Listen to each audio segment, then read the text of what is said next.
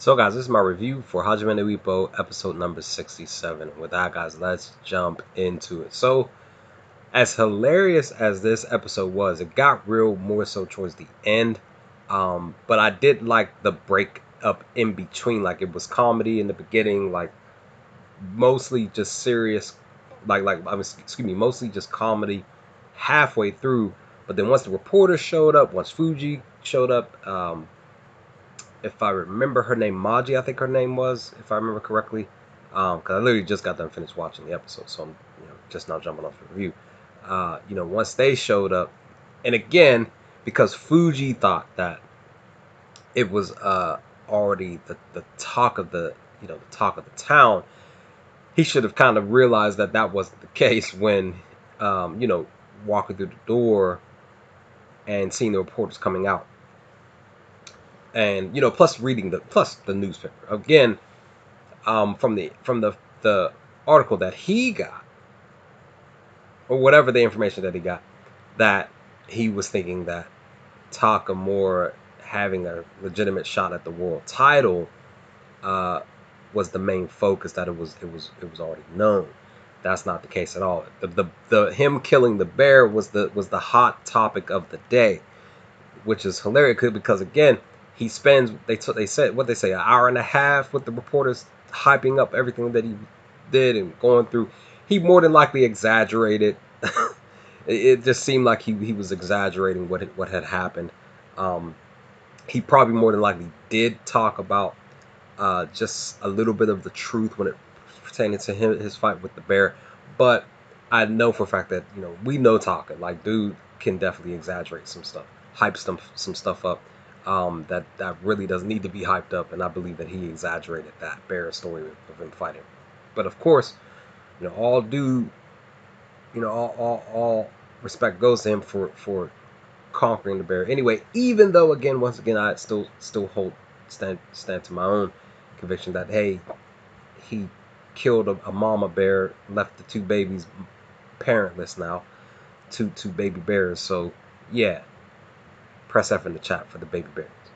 So but again, like I said, I did enjoy the breakup between going from comedy into straight seriousness, just because of the fact that this is occurring. Now at the same time, Ippo fighting the Southpaw for the first time, it didn't fully connect with me until after he mentioned, like, there was a difference in his fighting style, and I was like, wait, has to be Southpaw, right? And again, this is me just now figuring this out 67 episodes in, that this is his first time sparring with, I mean, technically they're fighting, but it's a sparring fight, him sparring with a Southpaw fighter. And we know that they are unorthodox and everything, left-handers and all that. Now, the key thing to note in this video, from a personal standpoint, I'm left-handed, but I'm dominant with my right hand when it's pertaining to sports. So I throw footballs with my right. Definitely, basketball is my favorite sport out of all sports. So, I shoot.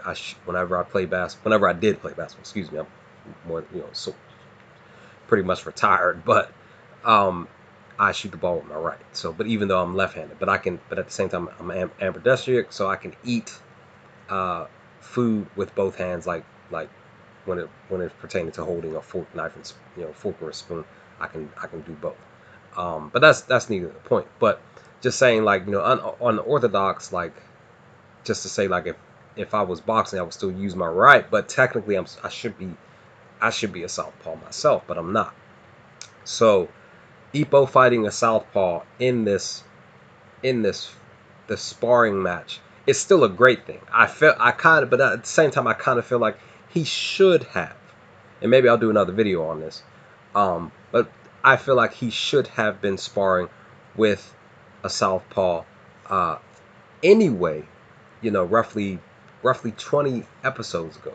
I felt like that should be something that he should have been trained to do anyway. Like, you have to balance out, your fighting style so that you're not walking into something that you're not used to. Because any and all of his fighters could have been southpaw fighters, but they weren't. They were just really their tactics and their style were just, it just worked for them. But they were, they were all right-handed, dominant right-handed boxers. So for I forgot his name. For him to come in and box with him because he's Sendo's next opponent, yeah, definitely. But at the same time, Sendo, that conversation between him and Sendo on the phone was very interesting in itself too. So, but Sendo, he definitely, from that conversation, he's used to fighting.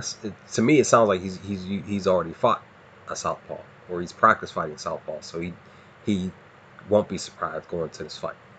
So there's that. But ultimately, now we're getting ready to walk into, as I prepare to get ready to go watch episode 68. Now we're getting ready to prepare for Taka fighting and looking to probably more than likely winning this fight and going from rank 16, jumping straight to rank 2 to be able to get a world title fight. That should be that's what I'm hoping for. That's kind of what I'm expecting is going to happen. But again, I'll find that out in a couple of minutes when I go sit down to watch episode 68. But all in all, I enjoyed episode 67, both the comedy and the seriousness of it all. The conversation between Ippo and Sendo, and Ippo's